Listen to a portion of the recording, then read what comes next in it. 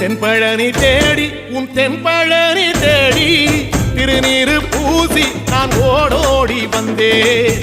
திருநீரு பூசி நான் ஓடோடி வந்தேன். ஒவ்வொரு மாசம் உன் திருக்கோ